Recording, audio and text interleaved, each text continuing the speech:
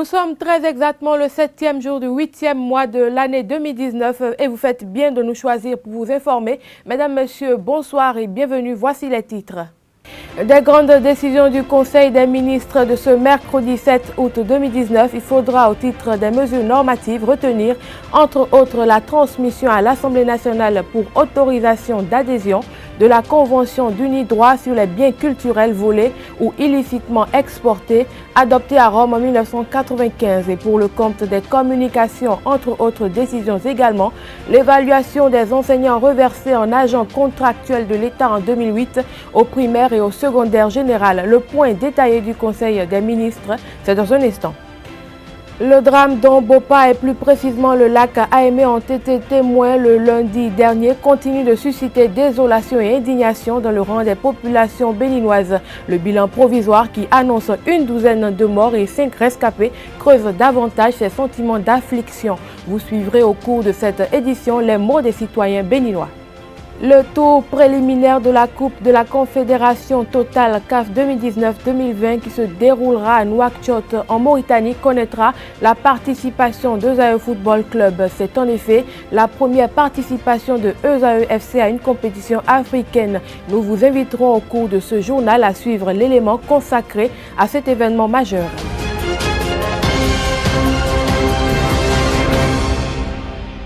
Mesdames, Messieurs, à nouveau, bonsoir.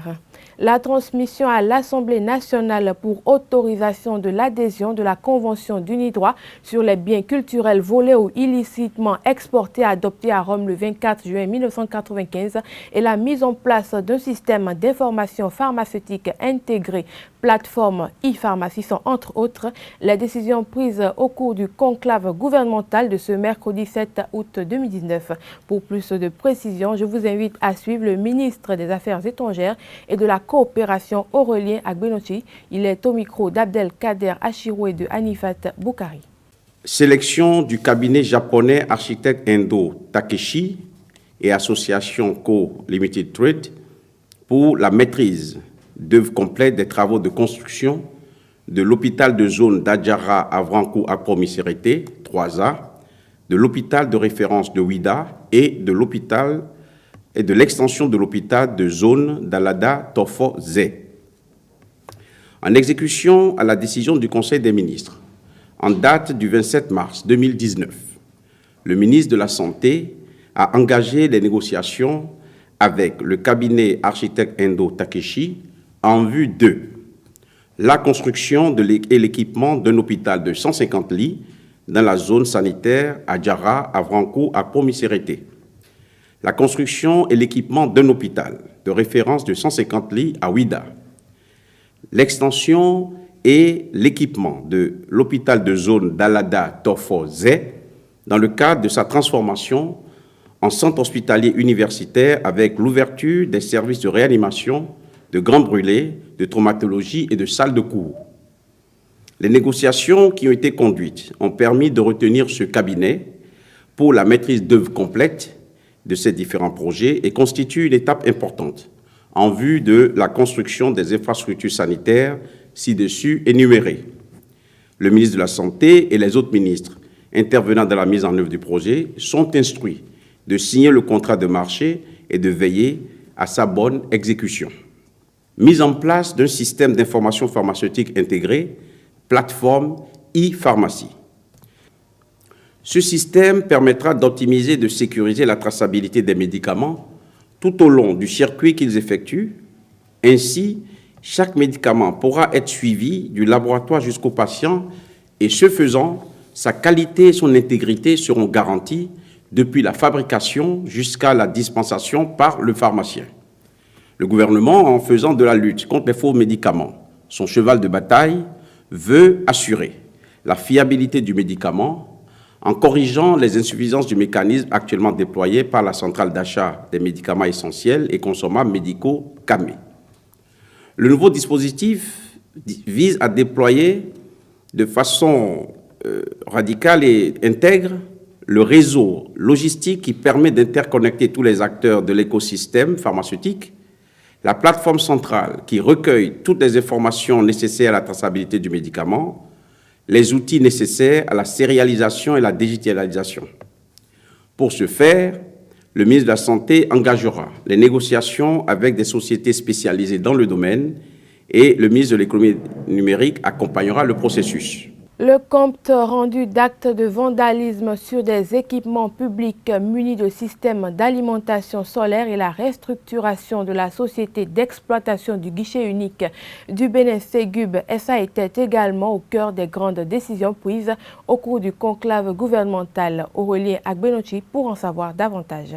Évaluation des enseignants reversés en agents contractuels de l'État en 2008 au primaire et au secondaire général. Les différents diagnostics des sous-secteurs de l'enseignement primaire et secondaire général ont révélé, sur les 10 dernières années, un faible niveau de performance des élèves. Cette situation s'explique entre autres par la qualité de l'enseignement dispensé et par le manque d'enseignants qualifiés. C'est donc dans le but de fournir une meilleure formation aux apprenants, en s'assurant de la qualification des animateurs de l'école, que le gouvernement a décidé d'organiser cette évaluation.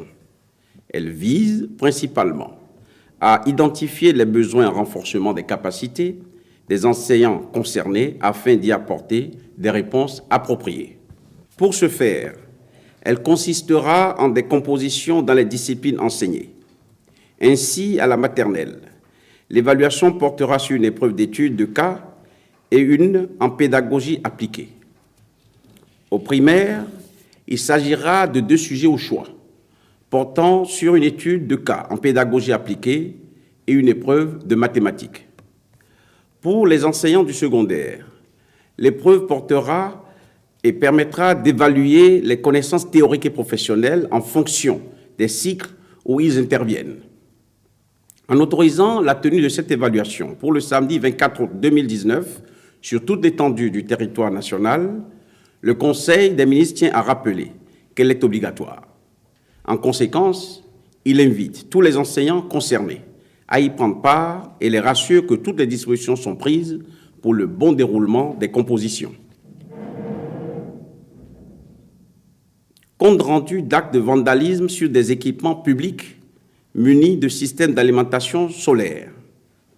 Le ministre des Infrastructures et des Transports a fait au Conseil un compte rendu relatif à la recrudescence dans nos contrées de vols de batteries et accessoires de lampadaires ou autres équipements publics dotés de systèmes d'alimentation solaire. Un tel fléau, qui prend une ampleur inqualifiable, est déplorable et condamnable à tous égards. Il crée de graves préjudices non seulement à l'État, mais aussi et surtout aux communautés bénéficiaires de ces investissements, réalisés à des coûts élevés avec des fonds du contribuable. Le Conseil saisit donc l'occasion pour rappeler aux auteurs de ces vols et à leurs receleurs que ces faits répréhensibles qui traduisent une certaine faillite morale seront réprimés avec la dernière rigueur. Aussi, exhorte-t-il les populations à assurer une surveillance citoyenne de ces biens communs et à dénoncer tout individu coupable ou complice de tels actes de vandalisme. Les ministres en charge de l'Intérieur et de la Justice sont formellement instruits à cet effet. Restructuration de la société d'exploitation du guichet unique du Bénin, Ségub SA. À la suite d'un accord conclu le 30 juillet 2019 avec le partenaire technique qui en assurait l'accompagnement, l'État est devenu l'actionnaire unique de la société. L'administration provisoire, mise en place par une décision de justice, étant arrivée à terme, il convient d'installer de nouveaux organes de direction de la société. À cet effet, le conseil d'administration aura pour mission de proposer au gouvernement un plan de restructuration de la société dans le nouveau contexte de dématérialisation des opérations douanières et portuaires.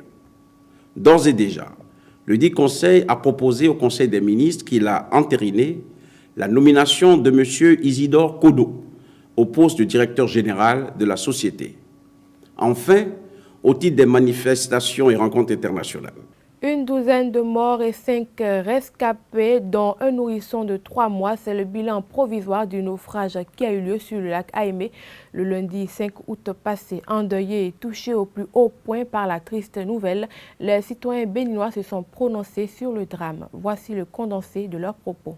C'est dommage et je pense que c'est une situation qui met en deuil un certain nombre de personnes et toute la communauté nationale.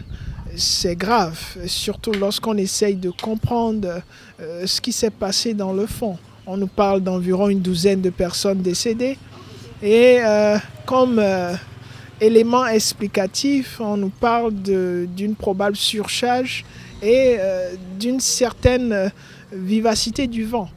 Déjà, lorsque vous analysez ces deux éléments qui sont censés expliquer la situation, on a déjà l'erreur humaine, qui est la surcharge, une pratique qui n'est pas seulement au niveau du transport maritime, mais qu'on insiste, on continue à le faire bien qu'on en est conscient des risques. Donc une nécessité de se rééduquer et de voir un peu l'importance de la vie humaine afin qu'on ne puisse pas prendre des risques qui ne méritent pas d'être pris. Je vois que les surcharges continuent toujours. Le gouvernement doit prendre ses dispositions, ses responsabilités pour pouvoir contrôler tout cela. Les 12 personnes qui sont mortes maintenant, c'est le pays qui est en faillite. C'est le pays qui a des problèmes. Ce sont des pères de famille. Ces 12 personnes-là, les enfants qui vont les supporter, c'est l'État ou bien c'est qui? Depuis hier, nous avions appris avec tristesse et amertume le drame qui s'est produit dans cette commune de Bopa. Mon empathie va forcément à leur endroit, aux familles éplorées. Je leur présente toutes mes condoléances.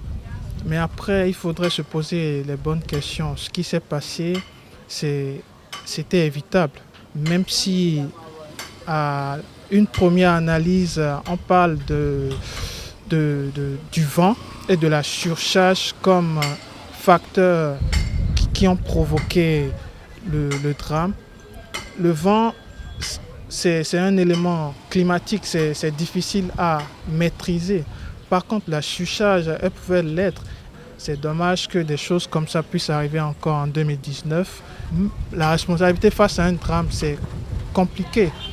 Mais la responsabilité des victimes parfois est engagée. Pourquoi? Parce que on ne peut pas emprunter une voie maritime de façon fréquente, de façon permanente, sans au minimum prendre des précautions comme des bouées de sauvetage, des petits coups de nage pour minimum, en cas de ces imprévus, arriver à s'en sortir.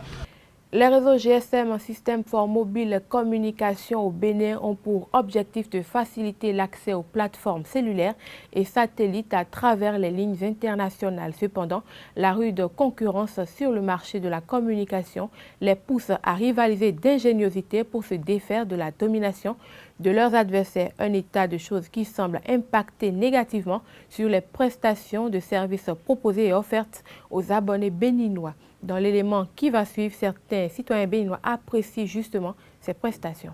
Je pense que les réseaux GSM, surtout en l'occurrence MTN, c'est un réseau qui est bon, mais dans sa bonté, il déconne.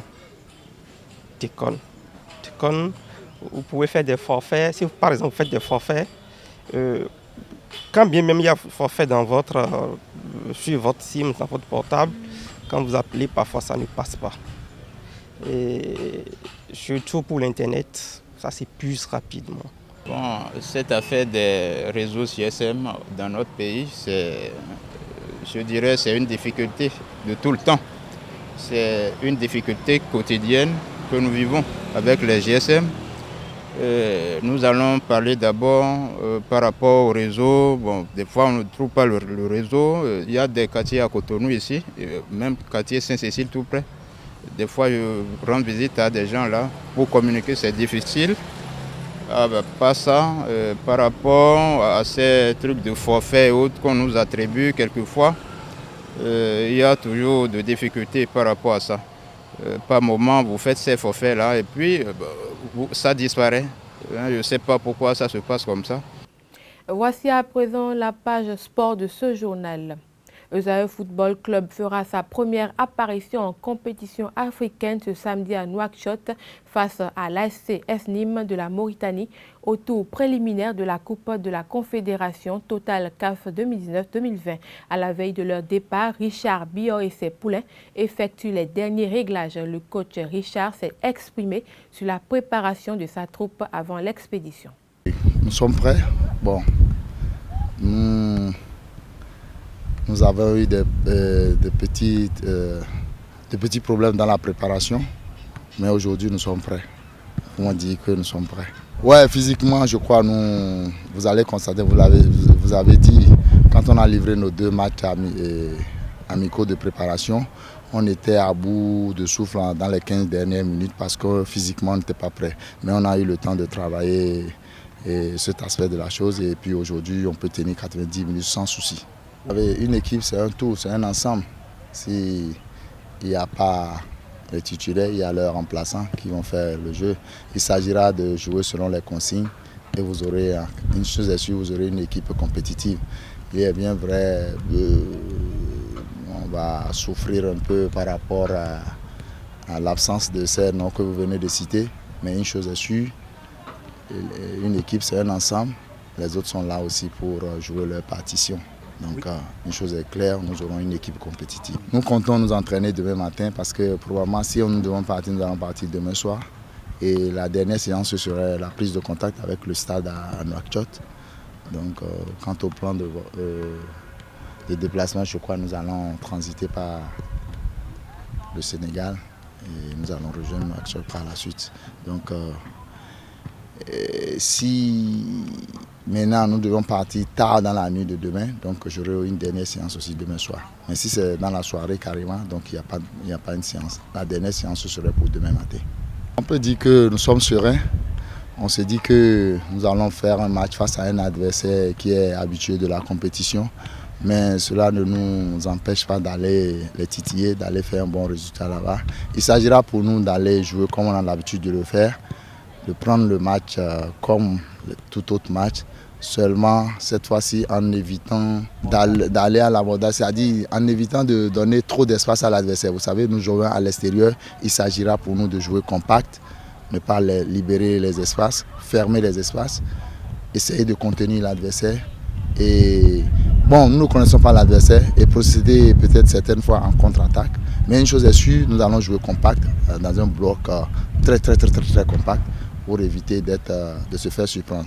Et dès que nous allons connaître l'adversaire au match aller, je crois au retour, et la différence se fera.